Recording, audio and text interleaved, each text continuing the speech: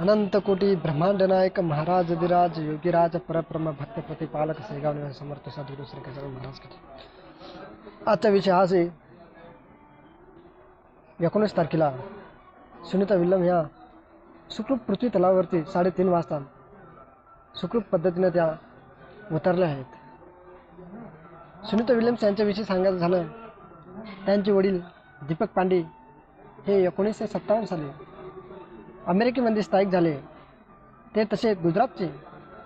त्यांनी आपल्या मुलीला शिकून सवरल म्हणून म्हणतात, बेटी बचाओ बेटी पढाओ। आजच्या घडीला बघता प्रत्येक क्षेत्रामध्ये मुली आपले हे संपादन करत आहे। 2024ची ऑलिम्पिक स्पर्धा, त्या स्पर्धेमध्ये मनू भाकर ह्या महिलेने सुद्धा भारताला पहिले मेडल मिळवून दिले। तसेच आता ही आपली अंतराळवीर जी मृत्यू पावलेल्या कल्पना चावला, तसेच आता 2 वेळेस सुनीता विल्यम्स या अंतराळावरती गेल्या। प्रथम त्या जून 2012 या वर्षी पण त्या गेल्या होत्या आणि आता लगातार त्या 9 महिने अंतराळावीरामध्ये राहिल्या। त्या जगातील सर्वात जास्त 3 काटणाऱ्या अंतराळावीरामध्ये महिला ठरलेल्या आहेत। त्यांचा प्रवास त्या एक नासाच्या शास्त्रज्ञ असून नासाने त्यांना पृथ्वी तलावरती सुखरूप पद्धतीने आणले। म्हणतात ना की माणसाच्या जीवनावरती केव्हा कोणतं संकट येईल हे कधीच सांगू शकत नाही, म्हणून माणसानं त्या पद्धतीनुसार आपला जीवनाचा संघर्ष करत राहणं गरजेचं आहे। आणि त्या अंतराळावीरामध्ये आपला संघर्ष त्यांना चालू ठेवला आणि देवाने ईश्वराने त्यांना सुखरूप पृथ्वी तलावरती पाठवलं। तसंच त्या आपल्या भगवद्गीता आणि गणेश मूर्ती घेऊन त्या अंतराळावरमध्ये गेल्या होत्या जून 2024ला। त्या तशा गेल्या होत्या फक्त 8 दिवसासाठीच, पण त्यांना काही तकनिकी कारणामुळं तिथं त्यांना लगातार 9 महिने थांबावं लागलं। त्यांची स्पेस ड्रॅगन्स या यानानुसार क्रू 9 हे स्पेसचं त्यांना नेण्यासाठी गेलेले होते। तर त्यांनी इलॉन मास्क ह्या कंपनीने त्यांना स्पेस ड्रॅगन्स यांनी त्यांना 18 मार्चला ते नेण्यासाठी गेले होते।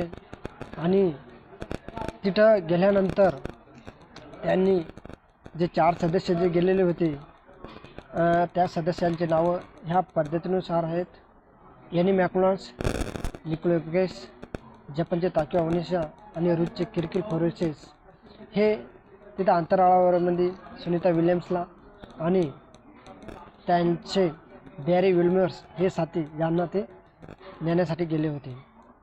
तसे बघता त्यांना तिथं काही सर्च करण्यासाठी ते तिथं गेले होते। त्यांनी एकूण 150 संशोधनावरती आपलं कार्य तिथे केलेलं आहे, कारण जे आजच्या घडीला जे कम्युनिकेशन वगैरे जे चालतं ते सर्व अंतराळातून झालेलं आपल्याला दिसून येत असतं।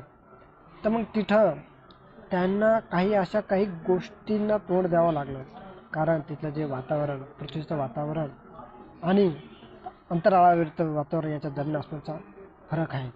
तिथं असणारे शून्य गुरुत्वाकर्षण यांचा त्यांना खूप सामना करावा लागला, कारण त्यांच्या हड्ड्या त्या पद्धतीनुसार त्या कमजोर झालेल्या असेल, मांसपेशिया पण एकदम सिकुडून गेलेल्या असेल आणि डोळ्यांची रोशनी पण त्यांची एकदम कमकुवत झालेली असेल। एवढे असून सुद्धा पण त्यांनी आपले हार मानले नाही, आपलं जीवन ह्या जगासाठी त्यांनी अर्पण केलं आहे। खूप अभिमान आहे या मूल भारतीय सुनीता विल्यम्स यांच्याविषयी।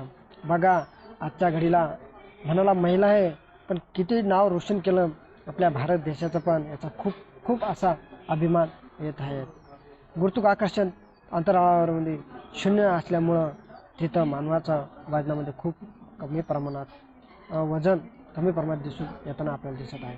तिथलं जे रेडिएशनचं इफेक्ट, त्यांचा DNA प्रमाण त्यांच्यामध्ये, त्यात कॅन्सरचे प्रमाण, इम्युनिटी सिस्टम असे काही त्यांना ह्या रोगांना सामोरे तिथं मनुष्यांना सामोरे जावं लागत असतं। त्याचप्रमाणे डिप्रेशन, तणाव पण त्यांनी या सर्वांचा रस्ता काढून त्यांना तिथलं योगासन व्यायाम करून त्यांनी आपलं जे मिशन होतं ते साध्य केलेले आपल्याला दिसून येत असतात. आणि असं म्हणता हे 403 किलोमीटर इथून ते अंतराळ असतंच, पण तिथं त्यांनी एक दिवस म्हणजे 90 मिनिटाचा होत असतो या अंतराळावर. हे काय मी छोटीशी माहिती देण्याचा प्रयत्न केलेला आहे आपल्या सुनीता विल्यम्स विषयी आणि अंतराळाविषयी. यातच माझे 2 शब्द समाप्त करतो. जय हिंद, जय महाराष्ट्र.